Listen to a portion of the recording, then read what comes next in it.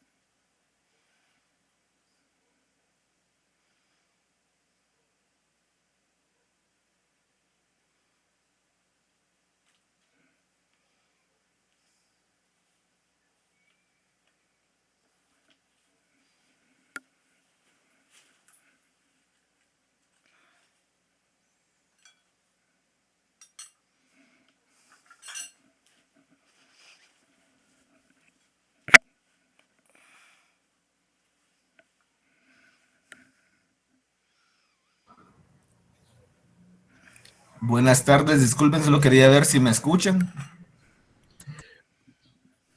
¿Qué tal, compañeros? Muy buenas tardes. Bienvenidos a su sesión virtual de Derecho Penal, de Procesal Penal 1. Perdón, compañeros, por favor, no le hagan caso a Ángel, que por ahí le gusta llamar la atención, compañeros. ¿Qué tal? Muy buenas tardes. Les saluda el doctor Alberto Mejía. Qué gusto saludarles, compañeros. Me agrada mucho ver nuevamente algunas caritas por este medio. Nuevamente, bienvenidos a su Derecho Procesal Penal 1. Para ello, compañeros, pues... les traigo algún tipo de información. Siempre, para los que ya han acostumbrado a estar con nosotros, saben que de primera mano, pues efectivamente les trasladamos algún tipo de información previo a, ¿verdad? Entonces, sí, compañeros, así es. Bueno, principalmente les quiero dar un par de indicaciones. ¿Verdad, compañeros?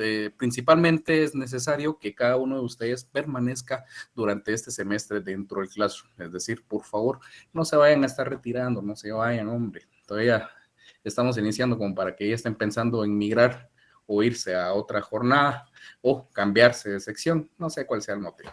Pero, bueno, esa sería una de las indicaciones, ¿verdad, compañeritos? Por favor, esténse atentos a toda la información que vamos a estar publicando efectivamente desde los medios oficiales, es decir, de Classroom y cualquier otro tipo de información que se les pueda trasladar oportunamente también por la página que la Universidad de San Carlos y la facultad, pues, a bien me han dado para apoyarles, ¿verdad, compañeros?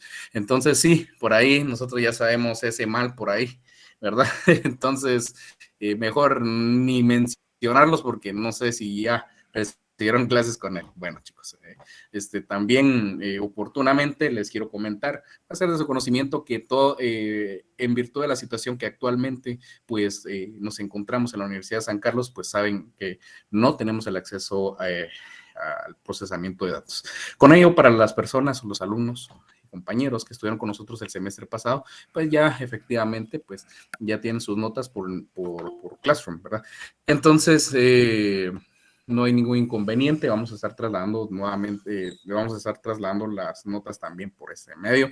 Toda vez como dirían por ahí, se componga la situación, ¿verdad, compañeros? Entonces, sí, vamos a estar compartiendo las notas por ese medio, ¿verdad? Ya habrán algunas observaciones para los que van a preguntar, por favor, alguna cuestión efectivamente respecto del curso, por favor, únicamente conmigo. Oigan, con el doctor, pues él se encarga de desarrollar el desarrollo de sus sesiones, etcétera, etcétera, contenido académico. Y en algún momento, pues también yo voy a estar tratando de apoyarles como fue en este caso para los chicos que van a sustentar también la evaluación de primera retrasada de Derecho Penal. No hay fechas todavía, todo parece indicar que en su momento oportuno también va a ser compartida la información. Para aquellos que también han estado preguntando por el sistema CIF, chicos, todavía no hay pagos, no hay nada todavía. Entonces, por favor, siempre permanezcamos en los lugares que habitualmente hemos estado desde el semestre pasado. ¿Vieron? Esas son las observaciones o como quien dice, los famosos anuncios parroquiales que yo siempre les traigo, ¿verdad? Nuevamente, me es grato darles la bienvenida a ustedes a una nueva promoción, el sexto semestre de la jornada vespertina, sección H. Cualquier cuestioncita que tengan por ahí, dudas, inquietudes, pues ya saben que lo humanamente posible que me sea factible apoyarles, pues con todo el gusto voy a estar a su disposición. Previo a que inicie el doctor, muy buenas tardes, les quiero hacer una observación y es algo que el doctor les va a indicar en el desarrollo de su sesión, y es que nosotros solicitamos, o nosotros utilizamos, mejor dicho, la herramienta del Código Procesal Penal, la versión actualizada. Para los que me van a preguntar respecto al Código Procesal Penal, pues efectivamente tiene algunas reformas y adiciones que en su momento pues se van a estar tocando. Doctor, muy buenas tardes, bienvenido. Les cedo la palabra. Compañeros, permiso. Muy buenas tardes, gusto en saludarlos nuevamente y volver a acostumbrarnos a esa sesión de martes y jueves en las cuales solíamos divertirnos. Vamos a seguir con esa diversión de martes y jueves. Desde hace un momento está la rubia Maribel Rodas levantando la mano, no sé si por accidente o si tiene algo que preguntar, porque hace rato que la tiene ahí la mano levantada. No le fue de error, perdone. Buenas tardes, gracias. Bueno, entonces sí, nuevamente, como les digo, es un gusto y ya saben, a nuestra acostumbrada sesión, ahí está Elizabeth Canahui también, a Lucía Castillo, a nuestras acostumbradas sesiones que tenemos los martes y los jueves. Sí, efectivamente, en la sección I tenemos... ahí estábamos contando como unos 200 alumnos y estoy viendo que aquí únicamente hay 133. Sí, y muchos parece que se trasladaron de la sección esta, la H, se trasladaron y se cambiaron a la I, según dicen, que andaban huyendo de no sé quién. Entonces, efectivamente, ahí están. O sea que vamos a tener bastante cargada la sección I, a lo contrario de esta sección H. Por el tema de la retrasada, ya había un calendario anterior y aparentemente no han dicho nada, pero creemos que efectivamente va a ser el mismo. Sí, así dicen. Eso fue lo que contaron. Yo no quise decirlo porque no va a ser que yo... creyeran que yo estaba diciéndolo y no ustedes. Entonces, ya también anda el gato preguntando por ustedes, ya que hace rato que no los miraba. Ya anda el gato ahí, el ¿cómo se llama? Sí, ahí los extrañó ustedes porque hoy ya vino a presentarse el abogado. Ella se vino a presentar en la sección I, a saludar, y ya anda por aquí cerca también con esa cara y esa planta de que ya me voy a subir, ¿verdad? Que me voy a volver a subir y ahí voy a llegar con ustedes. Bueno, efectivamente, sí, como les digo, vamos a estar aquí trabajando, solo que Mish, te buscan. Vení pues. Ahí viene.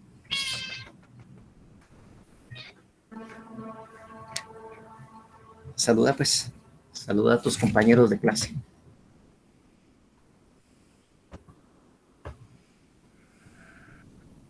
Saluda pues. Saluda. Sí, ahí anda ya queriendo subirse, ya como le digo, en la otra sección, el chute ese se vino a meter también, efectivamente, y ahí se le miraba la cola como siempre, ¿va? Y ya venís aquí, gato condenado. Pero lo que no queremos es suerte, lo que queremos es el éxito, Gabriela. Queremos es que sean exitosos. como estudiantes y obviamente o eventualmente como abogados. Eso es lo que quisiéramos. Sí, le tienen que sobar la cola al gato para que lo logre. Bueno, entonces les decía yo que efectivamente aquí estaremos trabajando. Obviamente, pues el derecho penal es diferente a lo que vamos a ver ahora del derecho procesal penal. Aquel, como habíamos dicho ya, o se los digo ahora, era un derecho penal de fondo, así se le llama precisamente a las normas sustantivas, derecho penal de fondo, en tanto que ahora estamos viendo la forma, el derecho penal de forma. Incluso así es como se presentan también las apelaciones por errores de forma o de fondo. Cuando hay un error de procedimiento o un error en la interpretación de la norma sustantiva. Entonces, obviamente, el derecho sustantivo es lo que vamos a hacer o vamos a aprender en procesal penal de cómo es que se aplica. Ya aprendimos qué es delito, cómo determinamos qué delito es, cómo hacemos el método analítico, ya eso lo aprendimos. De eso ya encontramos la certeza y la seguridad de esto. Ahora lo que queremos saber, y es lo que precisamente sirve el proceso penal, determinar cómo es que se aplica esa pena o esa sanción establecida en el Código Procesal. Cómo es que llegamos a dictarse o cómo se hace para dictar una sentencia absolutoria o condenatoria, que podría ser cualquiera de las dos, ¿no? Entonces, eso es precisamente lo que nos vamos a ver, el cómo. El qué ya prácticamente lo tenemos visto, ya agotamos el derecho penal 3. Pero decir cómo es que vamos a hacer para hacerlo, para efectivamente aplicar la ley. ¿Cómo vamos a hacer para que efectivamente la persona culpable sea condenada? Entonces, eso es lo que tenemos que estudiar acá. Así que en eso vamos a estar.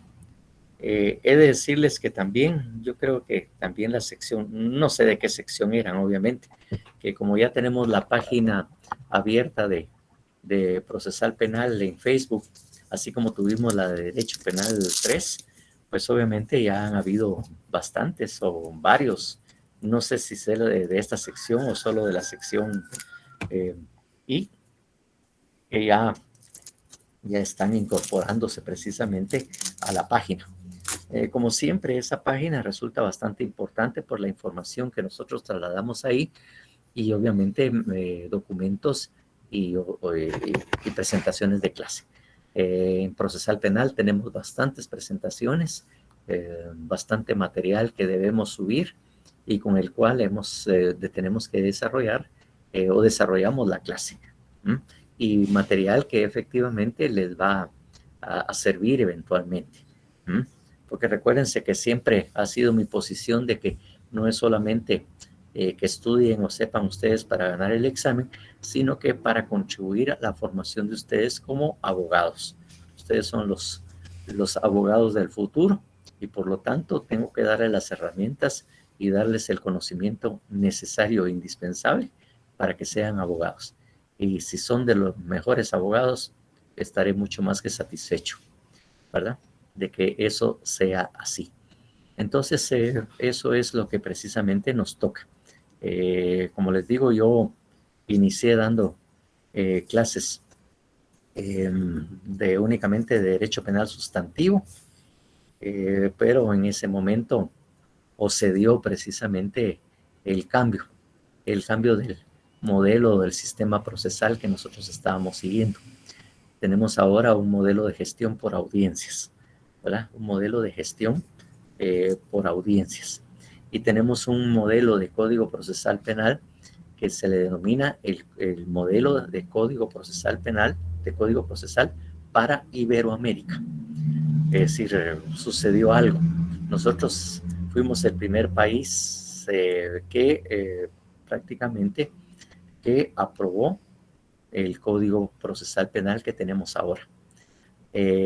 Actualmente no hay país en Latinoamérica que no tenga el mismo modelo de código procesal penal.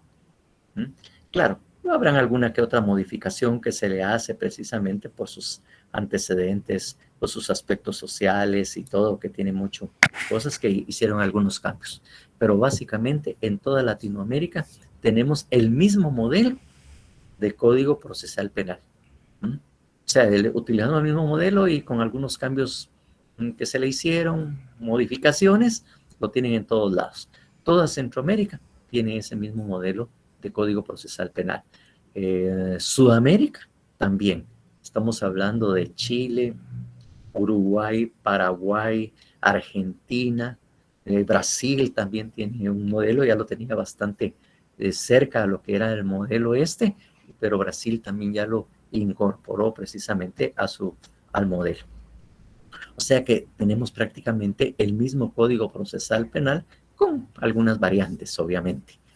México también adoptó este mismo código, aunque con el secreto, ¿verdad?, de que los mexicanos, siendo como son, bueno, además de que sí tienen bastante gente preparada y gente que se ha preparado en el extranjero y ha sacado sus doctorados en Europa, pues son bastantes, ellos dijeron que no querían ese modelo, sino que ellos iban a hacer su propio modelo dentro del sistema acusatorio formal, así es como se llama nuestro modelo. Ahí vamos a ver las clases o los sistemas procesales dentro del desarrollo de nuestras clases. Entonces, total que es un sistema acusatorio formal el que nosotros tenemos incorporado. Los mexicanos dijeron, nosotros vamos a hacer nuestro propio Código Procesal Penal, no vamos a tomar ese modelo, no lo vamos a hacer. Bueno, se metieron a hacer su Código Procesal Penal y no utilizarlo. He de decirles que hay una persona bastante importante, grandes amigos, y hasta bastante grande, que incluso, como les contaba también en la otra sección, incluso fue auxiliar de aquí de la clase. O sea, jugaba el mismo papel que el doctor Alberto Mejía. Pero él sí siguió estudiando, sí se metió de lleno en el sistema procesal penal.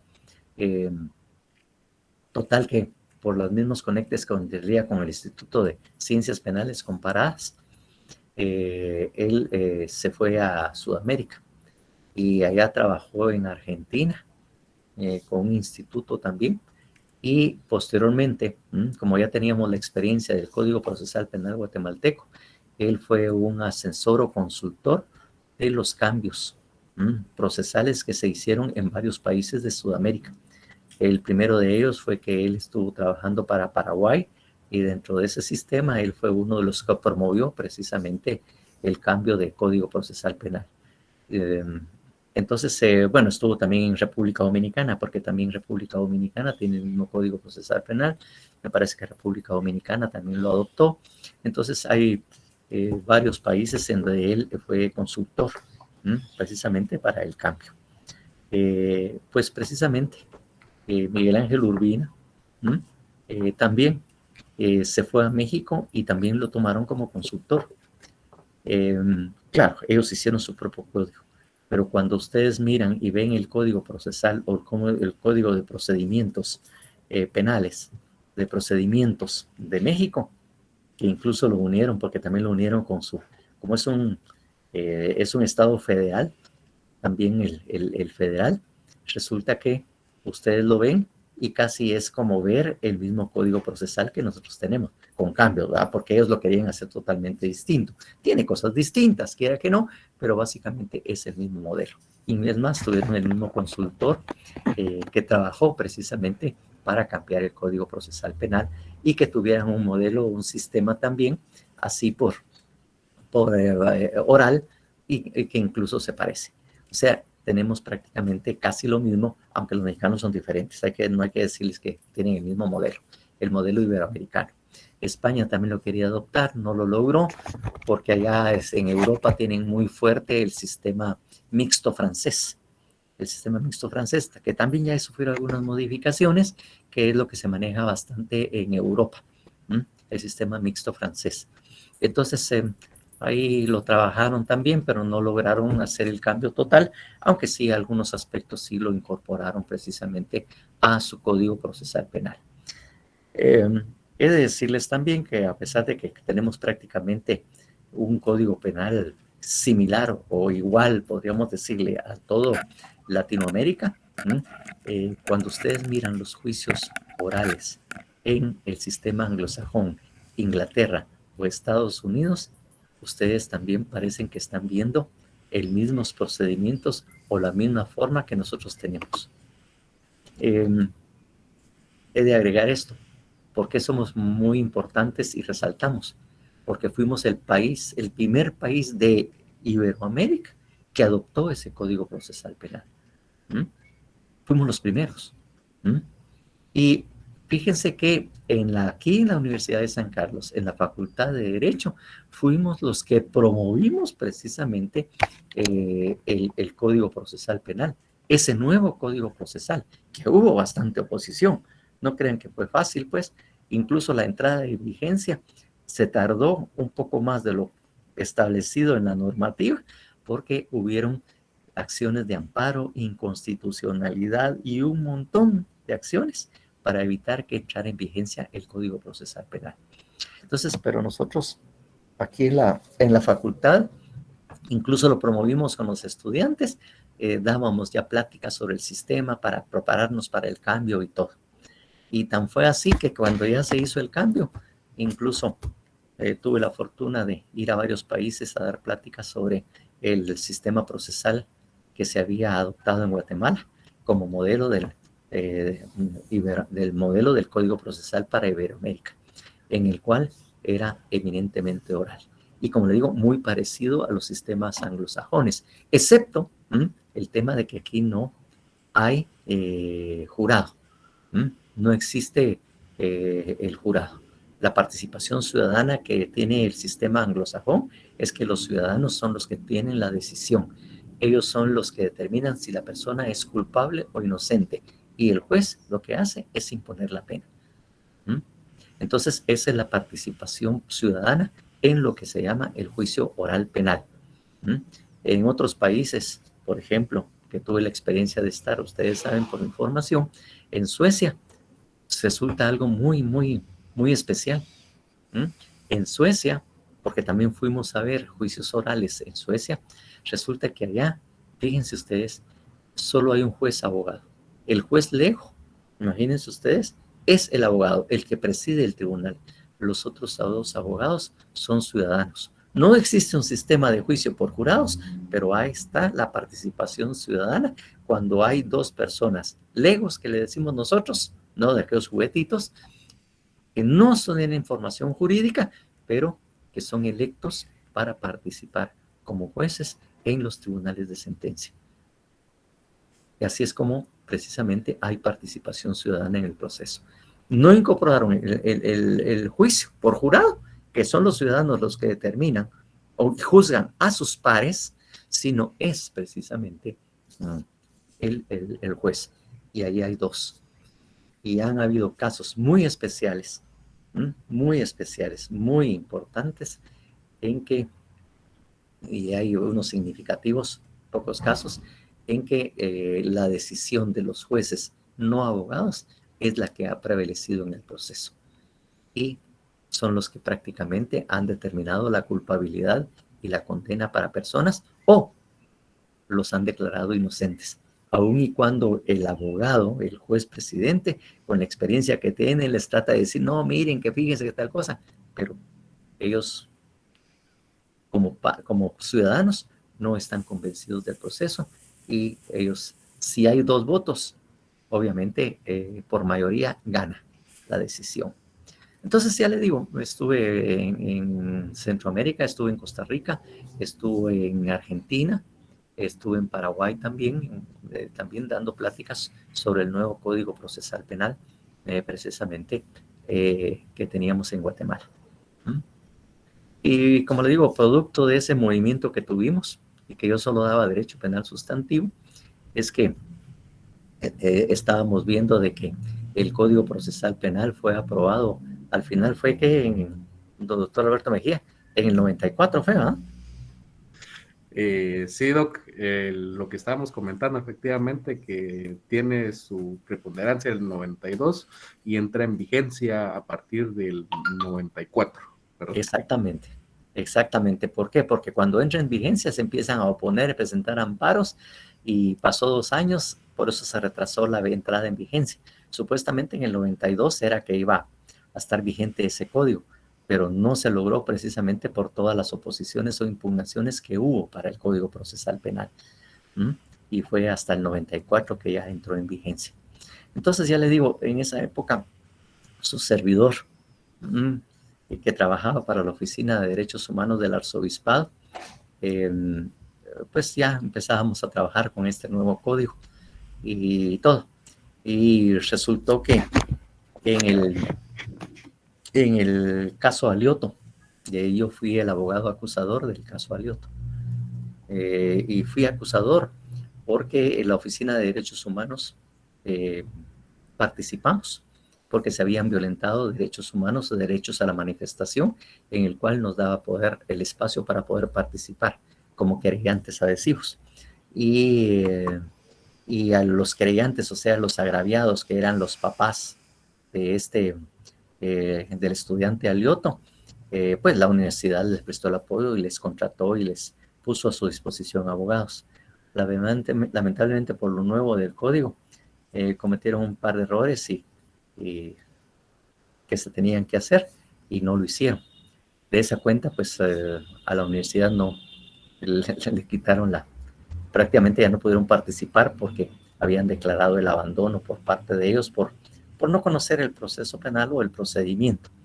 Entonces hablaron con la Oficina de Derechos Humanos de la universidad y llegamos a un acuerdo para que también representara yo a la universidad. Además de ser profesor, ya era profesor de acá, pues entonces yo representaba a la universidad y obviamente la Oficina de Derechos Humanos al Arzobispado. Entonces fue bastante exitosa, dicen muchos, ¿verdad? Con todo lo que se pudieron hacer en el primer proceso. Cuando terminé, el doctor de Matavela estaba, que habíamos sido amigos y empezamos de auxiliares en la misma época, ¿no? Que estaba decano, me llama y dice, mira vos, me dice, fíjate que con ese éxito y con que sos el primer profesor de la facultad, de la universidad o de una universidad que está en un juicio oral, me dijo. Y puchica, y exitoso, me dijo. Mejor te vamos a pedir de que dejes el derecho penal sustantivo y empeces a dar derecho procesal penal. Y por ese motivo me cambié. Ya dejé el derecho penal sustantivo y me dediqué solo a procesal penal. Y obviamente en la jornada vespertina, que ahí fue donde me trasladaron. También ya no estaba en la nocturna, sino que me trasladaron a la vespertina. Y así empecé a trabajar posteriormente, que se cambió el pensum y todo lo demás, y que yo también participé en el sistema, en el modelo, por mi formación también dentro del ámbito de la capacitación y el estudio de la maestría en Derecho Universitario, en estudios universitarios. Cuando vino todos esos cambios y existió por el procesal penal 3, me trasladaron a penal 3 y me dieron también procesal penal, o sea que estoy en los dos ámbitos. Derivado que obviamente eso ha sido mi formación y de alguna manera mi práctica profesional ha sido mayor parte en derecho penal. Eso ha sido mi especialidad, obviamente. Decirle, como le digo, con el doctor de Matavela, pues tenemos años de conocernos, empezamos siendo auxiliares en la misma época, obviamente, y empezamos a dar clases. Y el doctorado también la sacamos en la Universidad de Barcelona, los dos también. Había un grupo, varios profesores que los sacamos. Y obviamente de Matavela también su formación es de la Autónoma de Barcelona y que estuvimos juntos en la misma promoción, en la misma época con ese programa que se creó para profesores de las universidades. Entonces ya les digo, así es como precisamente termino en las dos áreas, ¿verdad? Sí, exactamente, ahí sí que amistades, porque compañeros de inicio de clases en la universidad así formalmente. Conste que él iba ya unos 1 o 2 años antes que yo. Él incluso se graduó antes que yo, obviamente, pero ahí a la cola iba yo, no había problema. ¿Ah? Entonces, ya les digo, así es como tenemos ese nuevo Código Procesal Penal, que como les digo, es muy similar al sistema anglosajón. Es más, adelantándome, en la clase de procesal penal acostumbramos a enseñarles o enviarles unas películas de esas comerciales, esa nada especial, sino que unas películas en que se ventilan casos penales. Y obviamente al ver la película y ver el aspecto procesal, van a ver una similitud precisamente entre el proceso penal anglosajón y el proceso penal guatemalteco. Es más, pueden ustedes ver que muchas instituciones de carácter constitucional o las garantías procesales o garantías constitucionales son similares a la que tenemos nosotros. Y dentro del trabajo que hacemos es hacer esa comparación. ¿Cuáles son las normas y aquellas garantías o derechos de la persona dentro del proceso que también están en Estados Unidos y también las tenemos en Guatemala? Es increíble que ustedes cuando miran eso dicen, pucha, pero si también aquí en el código está igual, si así lo tenemos nosotros también, y ese derecho también está aquí. Exactamente, para que miren que la universalidad de lo que es las garantías y derechos constitucionales. A esto iba también para agregar lo siguiente. Dentro de lo que es el derecho procesal penal 1, voy a estar exigiendo, además del Código Procesal Penal, ¿verdad? Del Código Procesal Penal, porque es obvio, pues, y siempre tenemos que tener a la mano el Código Penal, lo tenemos que tener ahí a la mano, el derecho procesal penal. Tenemos que tener también a la mano la Constitución Política de la República de Guatemala. Y de alguna manera, por ahí cerca, también todo lo que es, son el Pacto de San José o la Declaración de Derechos o el sistema americano, el Pacto de San José o la Declaración de los Derechos de Libertad del Hombre en América. Entonces, tenemos eso. Bueno, es que ustedes ya recibieron curso de derechos humanos, por lo tanto ya tienen esa referencia.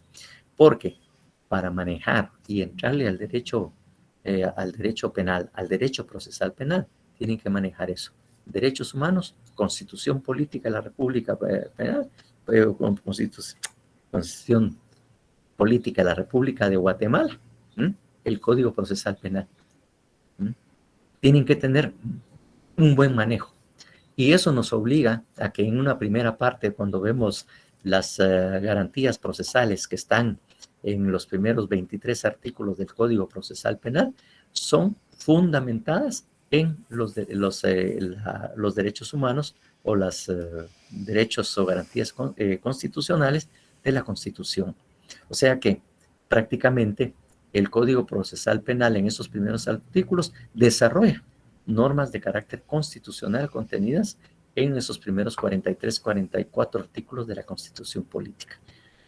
Entonces vamos a tener que retomar y reestudiar otra vez en Derecho Constitucional, recordar nuestra Constitución, cosa que ustedes ya conocen y manejan al dedillo, porque incluso vieron procesal constitucional, por lo tanto ya ustedes tienen ese control de la Constitución. Y aquí vamos a ver otra forma también de interpretar la norma, porque a veces, como lo enseñan por ahí, no es completo. Le faltan algunos aspectos que nosotros tratamos, al menos yo trato de complementar para que tengan una mejor comprensión de la Constitución Política de la República de Guatemala, cuáles son esos derechos fundamentales, cuáles son esos derechos constitucionales que se tienen y que de alguna manera se tienen que observar y velar porque se cumplan dentro del proceso penal, porque así está ordenado también en el Código Procesal Penal. Es más, las sentencias de sentencias que se dictan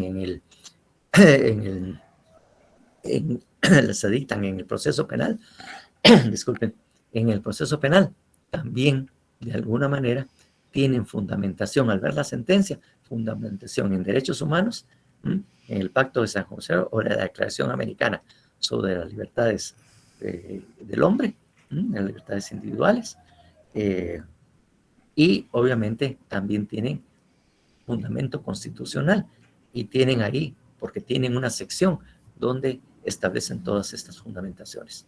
Todas las sentencias penales tienen fundamentación y ahí mismo en la sentencia se indica precisamente esa fundamentación. Total que eso es lo que tienen que tener a la mano. Constitución, Código Penal, Código Procesal Penal y de alguna manera cerca el Pacto de San José. Así de fácil. Obviamente, en el Código Procesal Penal hay una editorial, creo que es Fénix, que ahorita le vamos a dar los datos, a efecto de que en la manera de lo posible ustedes también adquieran la última edición, que es la 7ª edición. Ese Código Procesal está bastante bueno porque es comentado y tiene muchas citas en los cuales hace referencia a las normativas de carácter penal, de carácter constitucional y obviamente de carácter de los derechos humanos del Pacto de San José, en que se fundamentan esas normativas, ahí mismo en el Código Procesal Penal. Por lo tanto, yo sugiero la compra de esa, que ya me informaron de que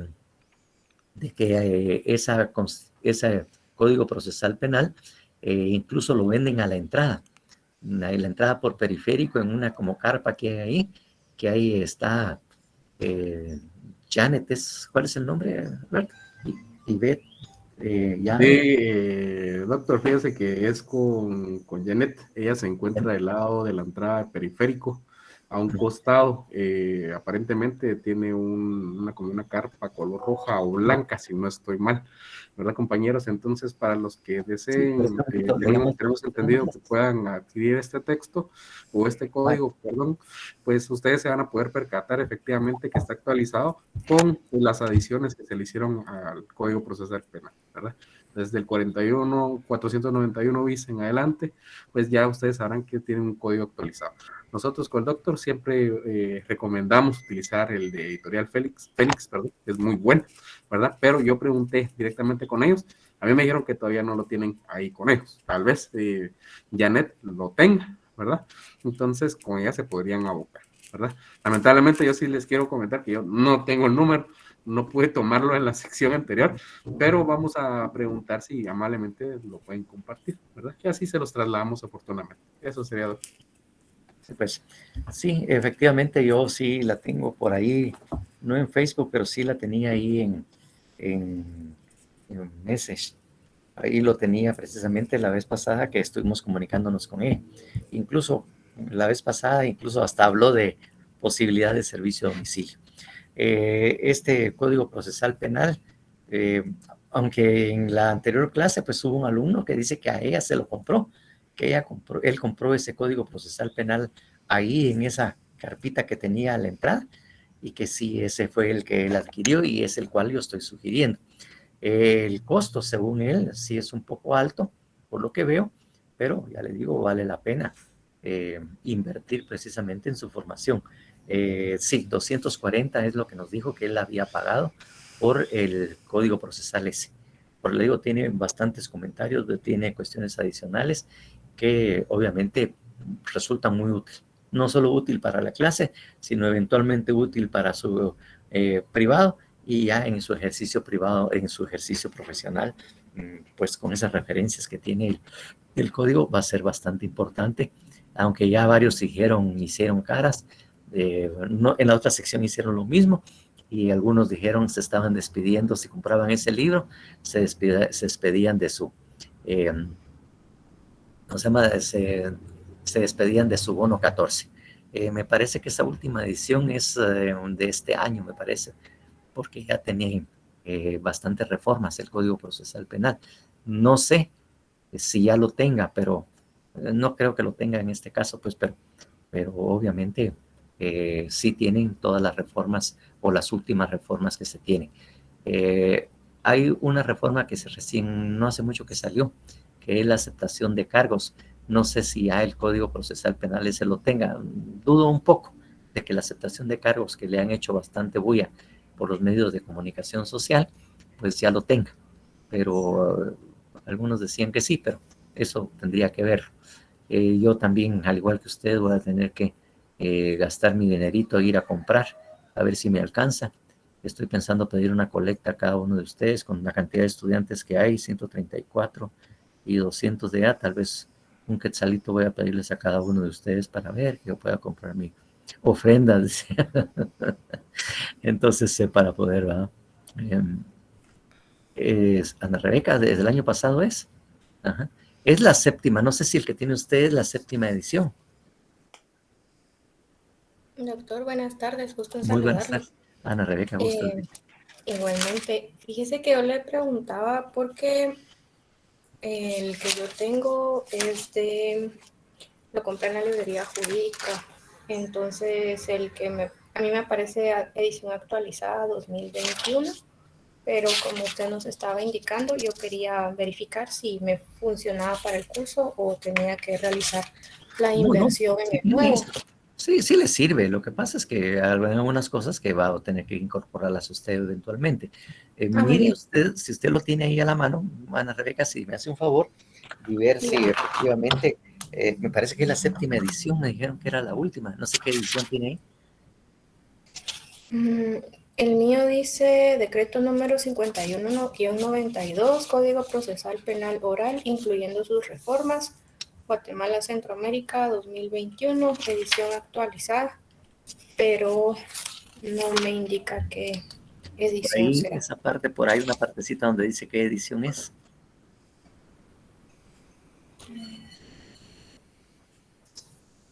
Bueno, lo voy a buscar Bueno, y sí, muchas pues, gracias. bueno, a ver, sí, sí, sí le sirve, no, no tendría que cambiar. ¿M? Lo básico está, solo que si alguien quiere uno más reciente, pues de una vez mejor hacer el gastico ahí o la inversión de una vez. Entonces, eso es lo que les voy a pedir. ¿M? Claro, si alguien dice, mire, a mí no me alcanza y no compro, pues bueno, comprará su código procesal penal normal, reciente, ¿verdad? Sin mayor problema. Y no es aquello de que si no tienen ese código ustedes pierden la clase, pues, o les voy a bajar puntos. No, esa es la sugerencia que se hace para que ustedes tengan un buen documento y que les sirva bastante en su formación o en la clase que estamos impartiendo.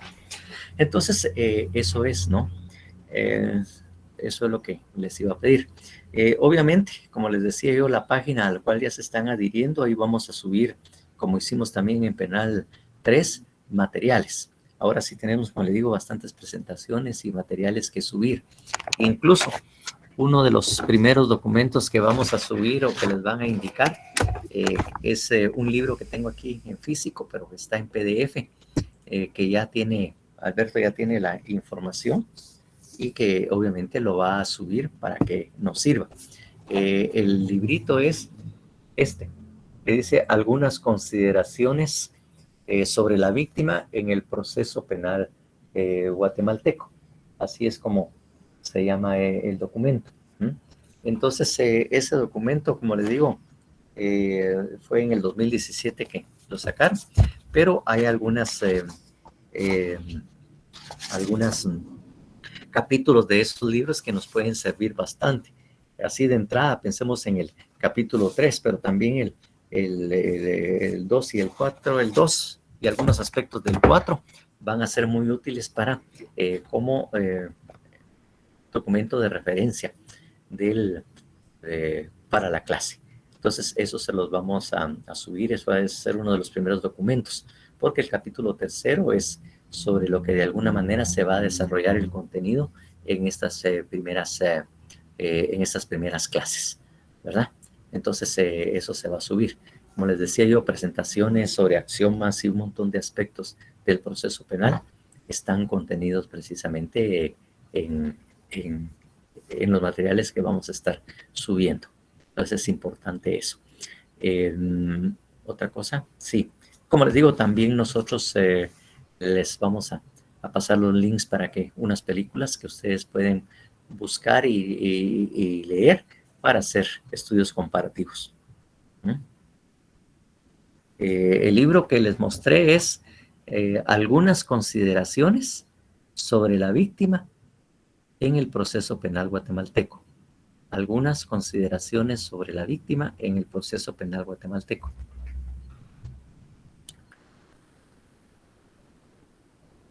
Ese es el librito que nos va a servir así de entradita. Entonces, como le digo, lo pueden ustedes incluso buscar ahí en Google, de repente tal vez ustedes lo encuentran y no habría necesidad, ¿verdad?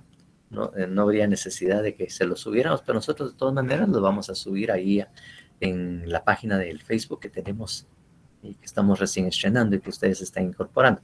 Pero también ustedes pueden, si lo buscan, encontrarlo. ¿Sí ves? Exactamente. Entonces, eso. Eso es en cuanto a la clase, ¿verdad?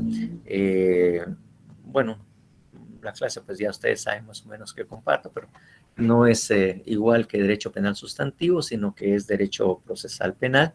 Y obviamente en derecho procesal penal, pues hay algunas cosas que no son iguales, pues, o sea que cambia un poquito.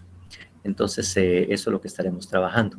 Y en esta primera parte, como le digo, también vamos a trabajar bastante la Constitución Política de la República de Guatemala, que es muy importante para esos primeros 23 artículos. He de decirles de una vez, primer día de clases y de una vez, prepárense porque la primera parte del programa del curso de Procesal Penal 1 es lo que yo tengo planificado para el primer examen parcial. La primera parte del programa del curso de Derecho Procesal Penal 1. Eso es lo que tengo planificado, trato de agotar, porque eso es el contenido del primer examen parcial. Así que, de una vez, el examen, pues obviamente siempre utilizando el mismo modelo o mismo instrumento de evaluación que es la selección múltiple. Eso es lo que tenemos. Subrayar la respuesta correcta. Eso es lo que tenemos precisamente como forma de examen. Y obviamente algunos trabajos que van a ser los resúmenes de algunos contenidos, de algunos documentos y obviamente las películas o la película que van ustedes a ver y los comentarios que ustedes tienen que hacer y la comparación con las normas que tenemos nosotros también en nuestras leyes guatemaltecas. Porque les digo, les va a sorprender que prácticamente tenemos las mismas normativas, las mismas normas, las que tenemos ahí de alguna manera. Entonces, eso es lo que también tenemos que tener en cuenta. Entonces, eso es. En cuanto a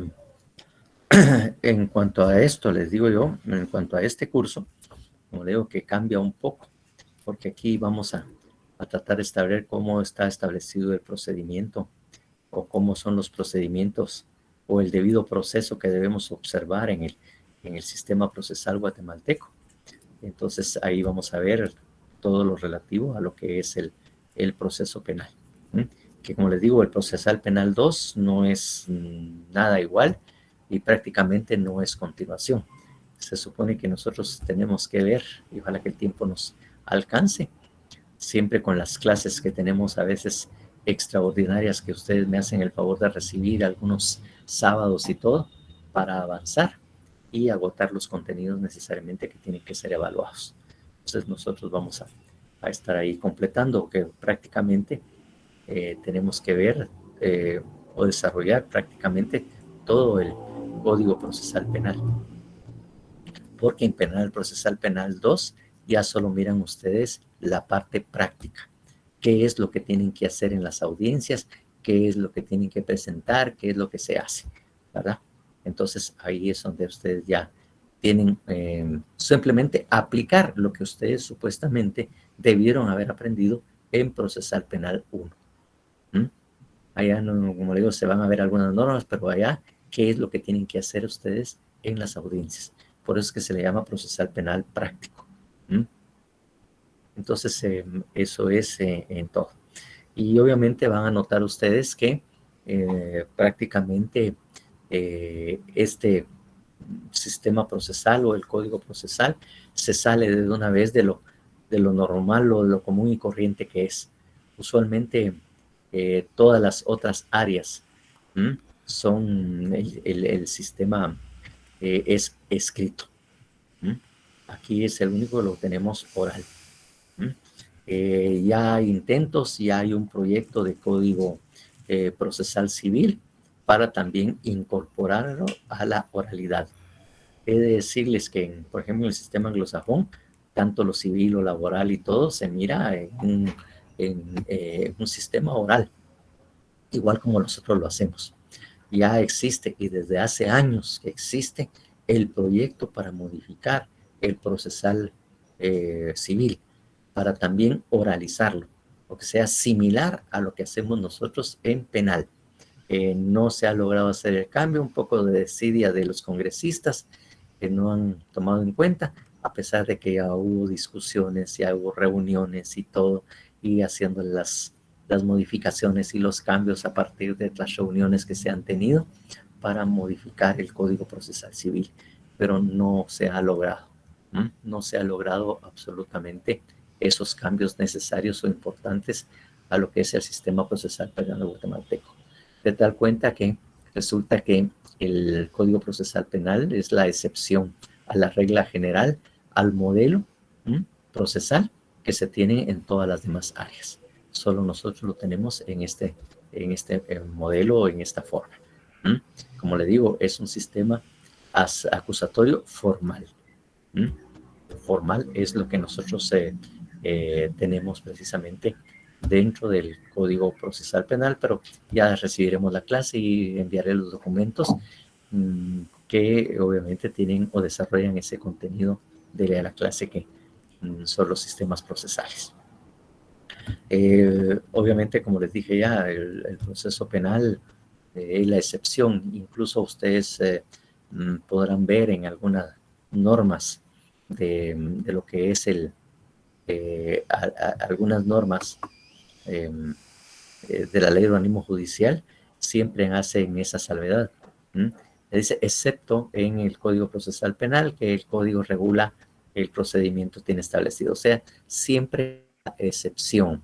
O sea, no es igual que los demás, y la ley del organismo judicial hace las salvedades que cuando se trate del Código Procesal Penal no va a seguir la misma regla, sino que se mirarán las reglas contenidas o que desarrollan el Código Procesal Penal. Entonces, por eso le digo, el área penal siempre va a ser la excepción a la regla general de nuestro sistema procesal, ¿verdad? Del sistema procesal que estamos acostumbrados, que todo es por escrito. Incluso eso lo hace un poco informal, si podríamos decirlo, ¿no? Un poco informal, pero obviamente así es como está. Entonces,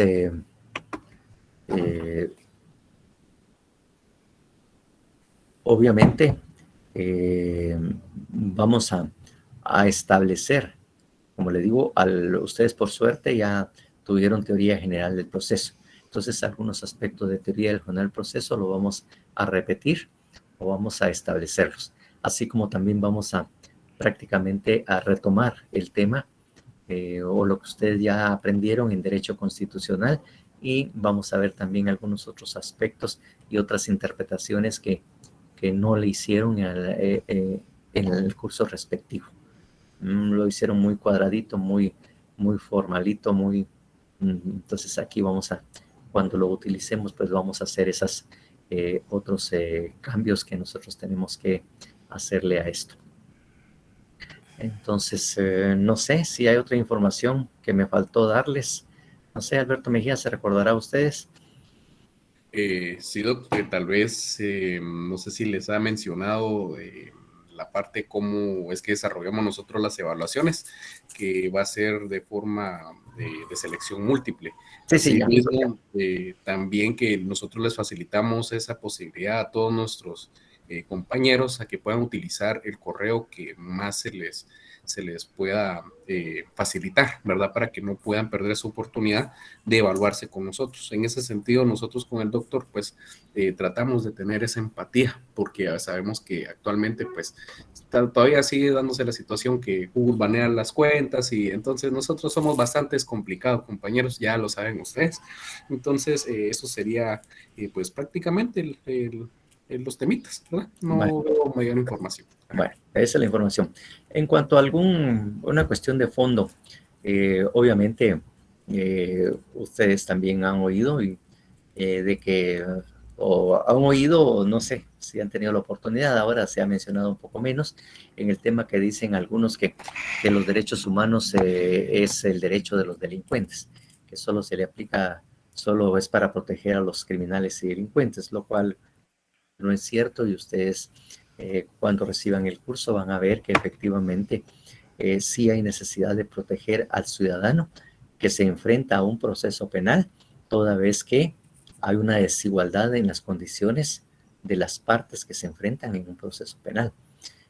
Prácticamente el ciudadano se enfrenta al Estado en un proceso penal, en cualquier parte del mundo. Se está enfrentando al Estado. Imagínense todo el poder y la capacidad económica que tiene el Estado versus el individuo o el ciudadano que se tiene que enfrentar a un proceso penal. Imagínense ustedes. Si vemos al Estado, y les digo por qué, porque de alguna manera el Ministerio Público, o sea, el Estado cuenta con el Ministerio Público, quien representa la acusación, la parte acusadora, porque la acción penal es del Estado y la ejerce el Ministerio Público. O sea que es prácticamente el Ministerio Público que representa al Estado. El Estado cuenta con toda la Policía Nacional Civil. El Estado cuenta también con jueces y magistrados.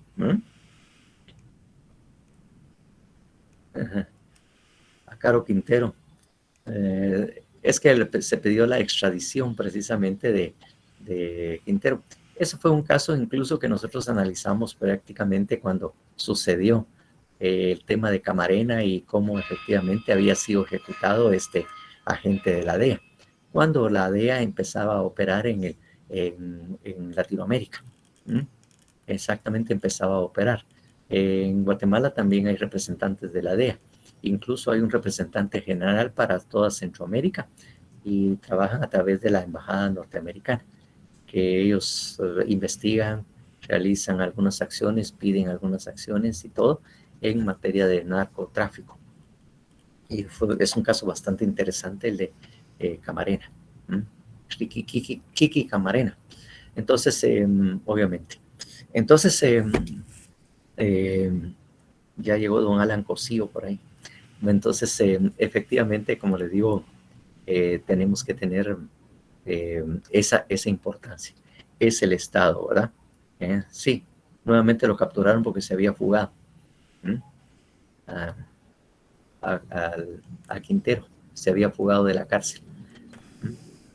Entonces, efectivamente, les digo yo que el Estado pues tiene el Ministerio Público, tiene la Policía Nacional Civil, tiene el sistema penitenciario, tiene las cárceles, o sea, todo esto lo tiene el Estado. Y todo contra eso, y todo lo demás que les puede ocurrir, contra eso se enfrenta a la persona individual. O sea, se fugó cuando ya estaba cumpliendo la condena en un proceso anterior. Se había fugado, estaba prófugo. Finalmente lo capturaron recientemente. Ahorita actualmente no se ha fugado, exactamente. Eso lo hizo hace varios años, cuando fue condenado en México. ¿Sí pues? Entonces, pues ya les digo que todo eso se enfrenta al ciudadano. Y obviamente no hay igualdad de condiciones. O sea, prácticamente, ¿qué es lo único? ¿Quién es el único? ¿Quién es el único? El único que, el único que está a la par de una persona sindicada. ¿Qué tiene de respaldo el ciudadano cuando se enfrenta al Estado? Pues el único que tiene es a su abogado defensor. Exactamente, solo a su abogado defensor es lo único que tiene él. Entonces, ¿qué es lo que le debemos dar para prácticamente nivelar la balanza de la justicia? Porque eso es lo que tratamos, que la balanza de la justicia esté nivelada, estemos en igual de condiciones. Todo el poder que tiene el Estado no se compara, obviamente, con un ciudadano. Entonces, ¿qué es lo que hacemos? Que de su lado están todos los derechos humanos, los derechos constitucionales.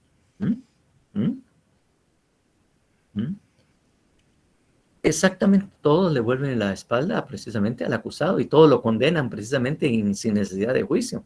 ¿Mm? Los medios de comunicación, el público, todos ya hablan de un delincuente, pues, de un ladrón, de un asesino y todo lo demás. Entonces, efectivamente, ¿qué es lo que tenemos que dar para que la balanza se equipare? Derechos. Lo único que tiene esta persona son los derechos humanos para limitar, que para eso sirve la Constitución, limitar el derecho o el poder del Estado. ¿Mm? Y eso es lo que damos. Gabriel Martínez levantó la mano. ¿Qué tal? Mucho gusto, Lick. Hola. Gusto de conocerlo. Igualmente. Primera vez que recibo clase con usted. Vaya. Qué lamento que le vaya una experiencia dura. Me imagino, pero así es, ¿no? No, solo como un comentario, Lick. Cuando se habla así correctamente de los derechos humanos y uno tiene la idea de que los derechos humanos precisamente protege al delincuente, muchas veces es porque, digamos, el Ministerio Público, que es un ente que debería ser ni del lado del Estado ni del lado del sindicato, sino un ente que debe de investigar y llegar a la verdad o llegar a la culpa o descubrir la culpabilidad del sindicato o la inocencia. Pero a veces por estadística, digamos, en nuestra región, muchas veces el Ministerio Público no es como un ente, ay, se me fue la palabra, pero es que lo que pasa que no es que debe estar... el Ministerio Público debe ser objetivo. Exacto, entonces no debe estar ni de un lado ni del otro, sino descubrir la verdad y descubrir la culpabilidad o la inocencia del sindicato. Pero acá muchas veces no sucede eso, sino que siempre hay como usted dice, siempre hay una inclinación hacia el Estado y ellos no quieren perder nunca, pues. Claro. Gracias. Claro. Bueno, sí, muy buena su comentario y efectivamente así es. Supuestamente y dentro de los principios que tiene el Ministerio Público es ser objetivo, basarse en los hechos, ¿verdad? Porque esa es la objetividad que también se busca en una investigación, pues, que sea objetivo, que sus conclusiones sean derivadas de los hechos y que haya una comunión o una relación entre el hecho y la conclusión a la que usted llegue, ¿no? Obviamente, pero lo que ejerce el Ministerio Público es que debe de acusar, él debe investigar, debe perseguir el juicio, debe perseguir precisamente a la persona sindicada y debe exitosamente, si quiere ser exitoso, lograr una condena. Porque como dice usted mismo dice, la gente condena, a veces sin ningún juicio ya lo está declarando culpable, pues, ¿no? Ya está diciendo es culpable. Y lo peor es que la responsabilidad penal, lo penal se hereda, como ya les he dicho otras veces, pues, porque fíjense ustedes cómo es el pueblo, de que aun y cuando la persona no se le pudo demostrar su culpabilidad, obviamente es una persona inocente, el público, las personas, primero la prensa va a estar atacando un montón de cosas diciendo de que él es el asesino. Y después, cuando él sale libre, los vecinos o las personas que lo conocen, es aquel que mató a fulano de tal y que tal cosa y lo metieron a la cárcel y que después salió. Y a los hijos todavía son herederos. ¿Por qué? Porque le dicen, mire, ese es hijo de aquel que mató a la mujer, aquel asesino que mató a la tal y tal cosa, y que él es el hijo de él y que no sé qué, y que estuvo en la... Eso lo recordarán todos, pues. O sea que vemos que se repite casi en plan diario lo que le pasó a Jesucristo en su juicio. ¿Quién condenó a Jesús realmente? ¿Quién declaró que Jesús era culpable? El pueblo. Lo que hizo Poncio Pilatos fue decirle, miren señores, vamos a dejar libre esta persona, pues aquí está, que es Jesucristo, y aquí tenemos a Barrabás, que ya saben que es un delincuente y todo. Y la verdad que era una persona que estaba peleando con Roma para volver a la libertad o prácticamente que ya no estuviera el imperio de Roma en Jerusalén, en Israel y todos los demás países. Israel es ahorita, pues, en Jerusalén, porque habían conquistado precisamente Jerusalén y todo ese pueblo lo había conquistado Roma. Entonces, ¿qué fue lo que hizo el pueblo? Escogió a Barrabás. Sí, pues.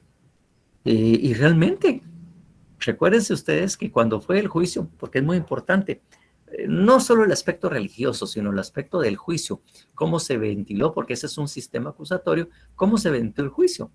Y él como juez resolvió y dijo, mire, yo no veo culpabilidad en esta persona.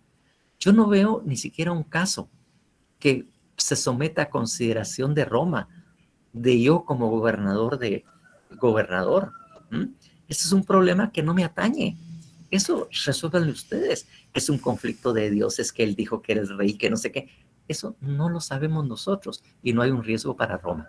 Por lo tanto, y que todos alegan, porque también me lo mencionaron en la clase anterior, que todos mencionan, Poncio Pilato se fue a lavar las manos, pero sin analizar. Bueno, también ustedes sus conocimientos de proceso todavía no los tienen, pues ya tienen algunos.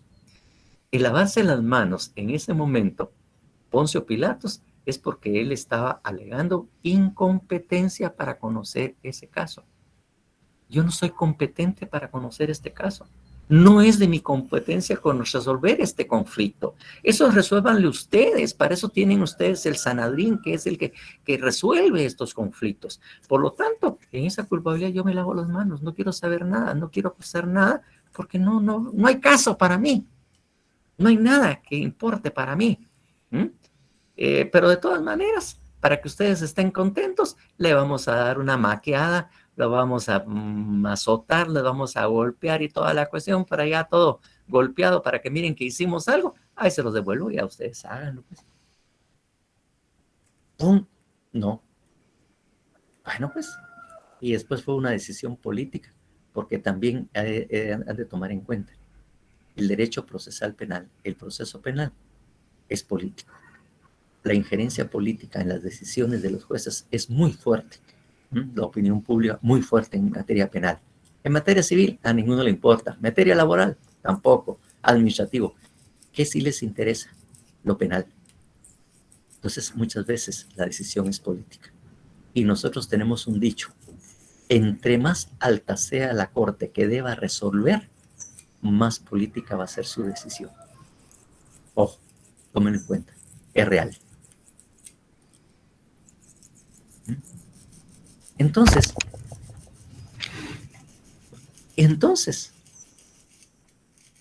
eso es precisamente el por qué. Dicen, miren, dice, hasta abogado le tiene que pagar el pueblo al criminal. Ahí está la defensa pública trabajando por ellos.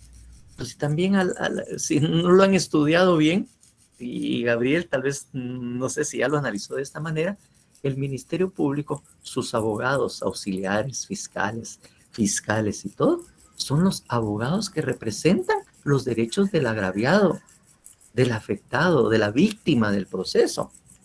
Porque si no tiene él cómo pagar un abogado para que sea querellante adhesivo, es el Ministerio Público que lo debe mantener al tanto y en comunicación con él para informarle, para decirle, mire que estamos haciendo esto. Y el mismo sindicato puede hablar con el Ministerio Público, mire, ¿por qué no hacen tal cosa? ¿Por qué no hacemos tal otra?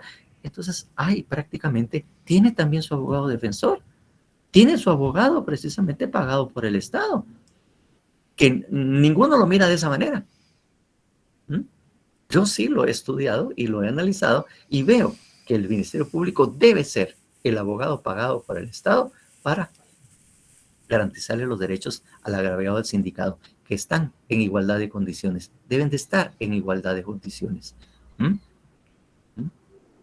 en un proceso penal. Bueno, esas son las cositas que de alguna manera vamos a hablar y el por qué el derecho penal tiene bastantes ingredientes muy especiales y que específicamente van a ustedes a aprender algunos aspectos que son solamente aplicables al derecho penal y no otras ramas del derecho. Además de aprender el proceso penal, que es lo que yo tengo como objetivo y espero que así sea. Yo los voy a dejar porque también en la otra clase me pasé, ahorita ya son las 5:14 minutos, entonces, y también me dijeron, mire, fíjese que tenemos clase, les recuerdo, por favor, está muy interesante, pero por favor ya, córtela, como siempre va. Entonces, eso es lo que tenía que comunicar para empezar la la clase.